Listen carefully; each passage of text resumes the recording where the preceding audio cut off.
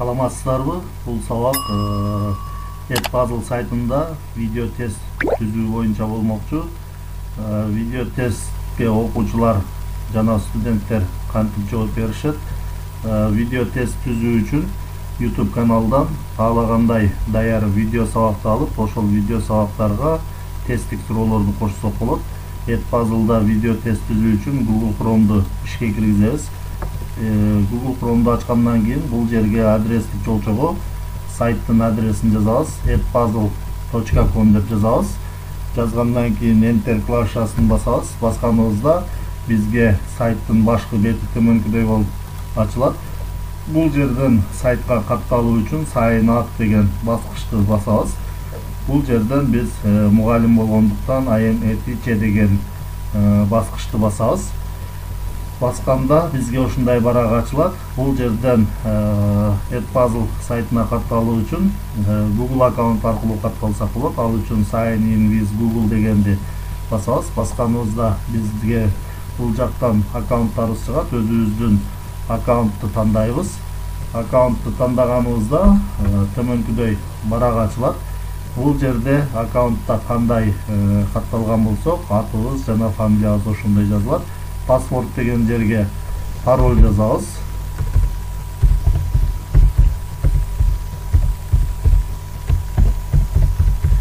Пароль 8 символдон кем болбош керек. Парольдо латын тамгалары жана цифралар болуш керек. Андан кийин referral код деген ошо ойдон эмне калат. Бул жерге галочка коюп туруп create new account дегенди басабыз.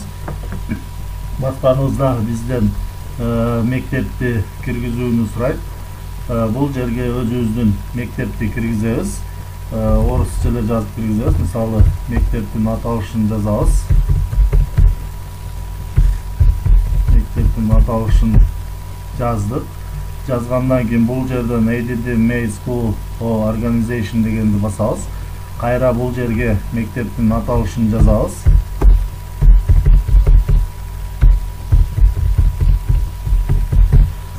Андан кийин бул жерге шаарды жазабыз. Шаарды жазып туруп, бул жерден ADD School дегенди басып коебуз. ADD School дегенди басканыбызда биздин мектеп катталат төмөнкүдөй болуп.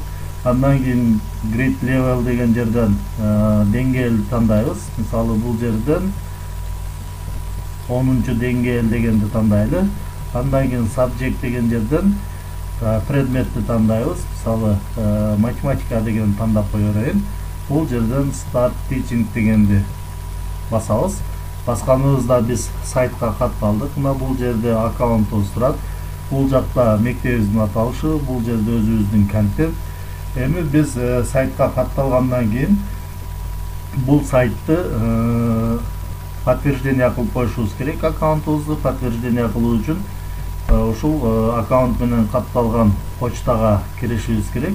Бизге Edpuzzle'дан кат келген, ошол катты ачып, ссылка аркылуу подтверждение кылабыз. Ал үчүн бул жерде плюс белгини басып, жаңы вкладка ачабыз. Жаңы вкладка ачкандан кийин бул жактан өзүбүздүн аккаунтту тандайбыз. Азыр башка аккаунт турат. Бул жактан аккаунтту тандадык. Тандагандан кийин бул жерден 9 чекитти басып, почта дегенге киребиз. Почта дегенге киргенибизде электрондук почта ачылат. Азыр жүктөлүп атат. Почта ачылганча бир аз күтөбүз. Бул жерден ар кандай рекламалар чыкса окей деген басып коебуз. Edpuzzle'дан келген катты ачабыз. Катты ачканыбызда төмөн жака түшсөк, бизде ушундай узун көк ссылка бар. Учетный записибизди подтверждение кылуу үчүн ушул ссылканы басабыз. Ссылканы басканыбызда бизден төмөнкүдөй барак чыгат. Азыр жүктөлүп атат. Бир аз күтөбүз.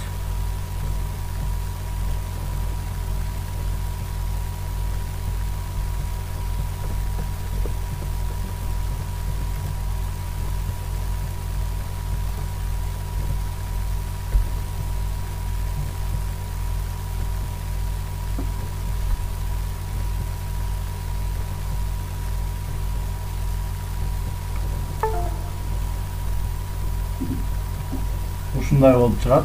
Бул жерден Get Started дегенди басабыз. Get Started дегенди басканыбызда кайра өзүбүздүн аккаунтка кирдик. Мына биздин аккаунтубуз подтверждение болду. Бул жерден мурдагы ачканыбызды жаап койсок да боло берет. Эми бул жака биз даяр YouTube'дан даяр видео сабактарды алып келүү үчүн бул жакта сол тарабында Popular Channels, Puzzle, YouTube деп турат. Ошол жерден биз YouTube дегенди тандайбыз. Мына YouTube дегенди тандаганыбызда оң тараптан ушундай ачылат. Бул жерге YouTube'дагы видеонун ссылкасын алып келебиз. Ал үчүн YouTube'га киребиз. YouTube'га кирүү үчүн бул жерде плюс белгини басып дагы жаңы вкладка ачабыз. Бул жерге YouTube деп жазабыз. YouTube деп жазып энтерди басканыбызда төмөнкү болуп чыгат. Бул жерден YouTube дейбиз. Бизге азыр YouTube ачылат. YouTube'дан биз даяр видео сабактарды издеп ссылкасын көчүрүп алабыз. Biz YouTube'ga kirdik. Введите запрос деген жерге керектүү видеонун аталышын жазсак болот. Мисалы аралаш суроолор деп коелу. Аралаш суроолор деп жазып, бул жактан издейбиз. Бизге аралаш суроолор боюнча ар кандай видеолор чыгып атат. Биз бул жерден өзүбүзгө керектүү видеону алуу үчүн ошол видеону тандайбыз. Мисалы ушул видеону ала турган болсок, тандаганыбызда бизден төмөнкүдөй болуп видео жүктөлөт.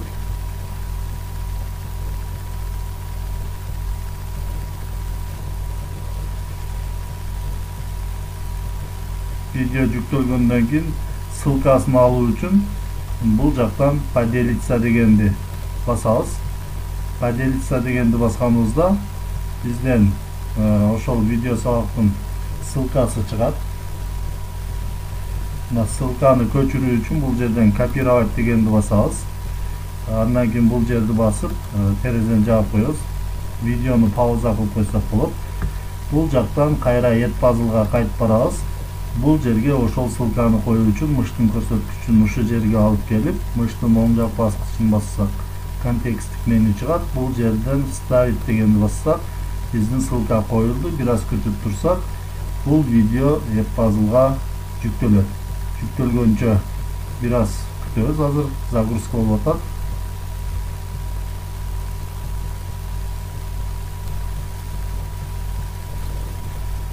Биздин видеобуз жүктөлдү.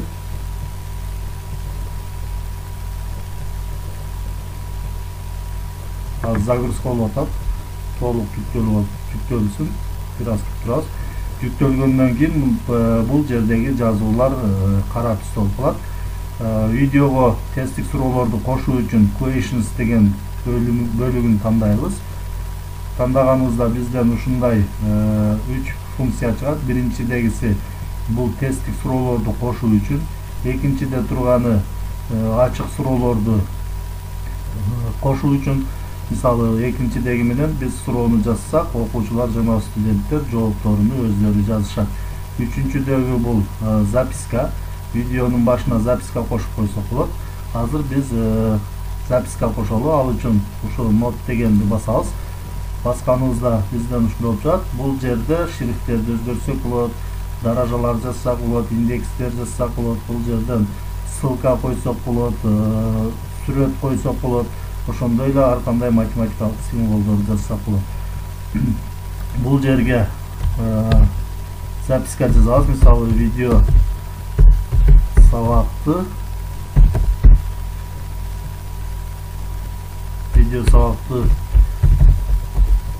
көрүү менен суроолорго так жана туура жооп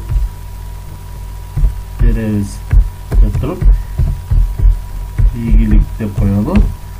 Андан кийин бул жерден save дегенди басабыз. Басканыбызда биздин запискабыз видеого кошулат. Мына бул жерде тамчыга окшогон белги пайда болуп калды. Демек ушул жерге биздин запискабыз кошулду. Андан кийин тесттик суроолорду кошуу үчүн видеонун керектүү бөлүгүнө барганда видеону токтотуп ошол жерге тесттик суроолорду кошсок болот. Мисалы, бул жерден видеону ойнотобуз, воспроизведение кылабыз. Биздин видео азыр коюлат.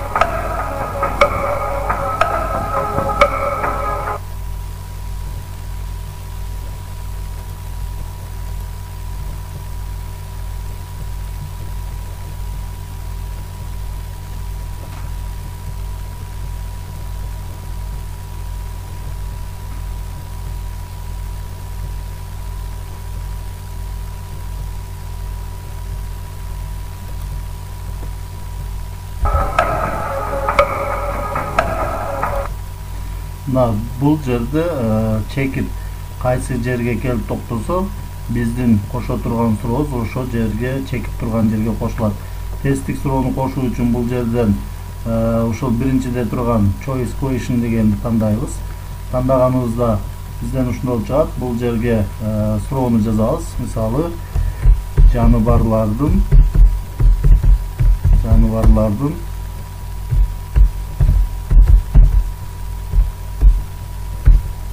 жүрүм турумун окутуучу билим деп жаздык. Варианттарын жазуу үчүн бул жака жазабыз. Мисалы, бул жерге зоология, бул жака биология. Бул жерде кийинки варианттарды кошуу үчүн бул жактан edit'i another answer choice деген бассак, вариант кошулат. Бул жака вариантты жазабыз. Дагы вариант кошуу үчүн бул жерди басабыз. Бул жерге вариантты жазабыз. Дагы вариант кошуу үчүн ушул жерди басабыз. Мына вариант кошулду. Эгерде вариант ашыкча коюлуп калса, ашыкча вариантты өчүрүү үчүн бул жерден X бассак, ашыкча вариант алынат. Туура вариантты, туура жоопту белгилөө үчүн ошол варианттын тушундагы сол тарабындагы петичканы басып койсок жашыл болот. Мына демек ушул жооп туура деп белгиленди. Бул жерден save дегенди басабыз. Басканыбызда биздин суроо тест видеого кошулду. Мына бул жерде тамчыга окшогон белги пайда болуп калды. Видеонун кийинки бөлүгүнө суроону кошуу үчүн видеону кайра ойнотобуз. Ойнотконубузда видео ушундай болуп уланат. Керектүү жерге барганда видеону пауза кылып туруп ошол жерге тесттик суроону кошобуз. Азырында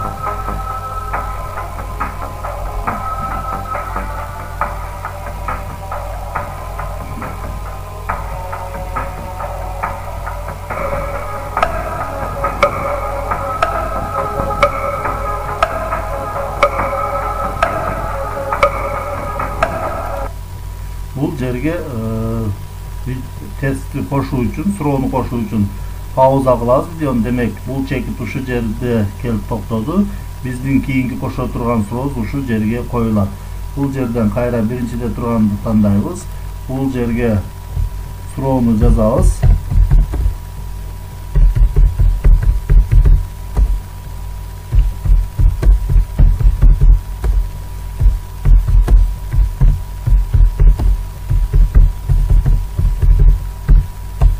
Surooну жаздык. Бул жака варианттарды жазабыз.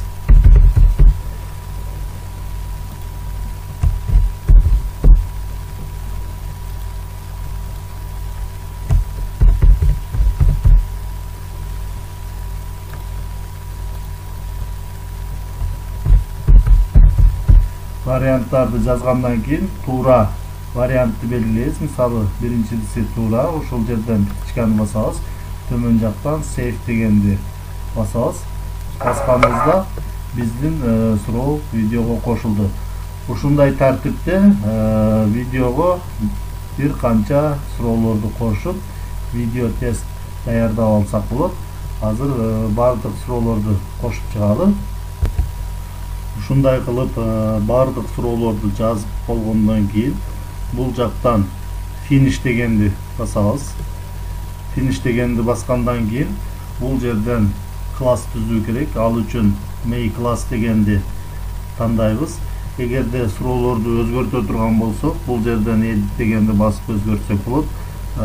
Дубликатын алуу үчүн duplicate дегенди, ал эми өчүрүп салуу үчүн delete дегенди басып өчүрүп койсок болот. Азыр бул жактан make class дегенди тандайбыз. Бул жакта бизде азыр эч кандай класс жок. Жаңы класс түзүү үчүн add new class дегенди басабыз. Бул жака класстын аталышын жазабыз. Мисалы 10-чу класс деп жаздык. Description деген жерге описаниясын жазып койсок да болот, жазбай койсок да болот. Бул жактар өзгөрүүсүз калат. Бул жактан create class дегенди басабыз. Басканыбызда биздин класс түзүлдү. Мына эми окуучуларга видео сабакты бөлүшүү үчүн бул жерден invite students деген басып туруп, бул жерден биринчиде турган yes make school consent дегенди галочка коебуз. Бул жерден continue дегенди басабыз. Бул жактан биз ушул кодду WhatsApp аркылуу окуучуларга жана студенттерге жөнөтөбүз. Ал эми бул жерден ссылкасын жөнөтүп койсок болот. Азыр белгилеп туруп кодду көчүрөбүз. Көчүргөндөн кийин WhatsAppка киребиз. Мына WhatsAppка кирип туруп жаза турган жерге мыштын көрсөткүчүн алып барып, оң жак баскычын басып, start деген бассак, бул жерге көчүрүлөт. Отправить этип коебуз. Андан кийин ссылкасын алуу үчүн кайра add puzzle'га барабыз. Бул жерден copy link дегенди басабыз. Бассак ссылка көчүрүлдү. Бул жерден WhatsAppка киребиз дагы. Ошол ссылканы дагы вставить этип, бул жака отправить этип жөнөтүп койсок болот. Жөнөттүк. Жөнөткөндөн кийин эми окуучулар жана студенттер ошол ссылка аркылуу кирип жооп беришет. Бул жерди жабабыз. Азыр бул жактан контент дегенди тандай турган болсок, мына биздин түзгөн видео тест бул жака чыгып калды. Бул жерде 11 суроо кошулуптур. Бул жактан биз мисалы make content деген бассак, мына бул жерде биздин видео тест турат. Бул видео тестти баса турган болсок, бизден төмөнкүдөй болуп чыгат. Мына бул жерден assign дегенди басып туруп, биз 10-чу класс дегенди белгилеп коебуз. Бул жактан биз тапшыруу мөөнөтүн дагы белгилеп койсок болот. Ал үчүн ушул жерди басып туруп, бул жактан мисалы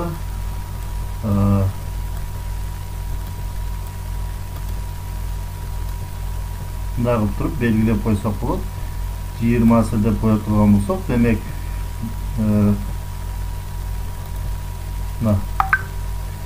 8 февралдан 20 февралга чейин жооп бергенге болот. Төмөн жака түшөбүз дагы save дегенди басып коебуз. Андан кийин бул жактан assign дегенди басабыз. Мына ушундай болуп чыкты. Бул жерден мисалы make class деген басып туруп, мына бул жакта азырынча эч ким жооп бере элек. Ссылкасын кайра жөнөтүү керек болсо, бул жерден invite students деген басып туруп, мына бул жерде ушул кодду жана ссылканы көчүрүп алып жөнөтүп коебуз. Азыр бул жерден ссылканы көчүрүп кайра жөнөтүп коелук. Мына WhatsAppка кирип туруп, ошол ссылканы жөнөтөбүз. Мына ссылканы жөнөттүк. Эми окуучулар жана студенттер бул видео тестке смартфон аркылуу эле кирип жооп берсе болот. Окуучулар кантип жооп беришини кийинки сабакта көрсөтөбүз.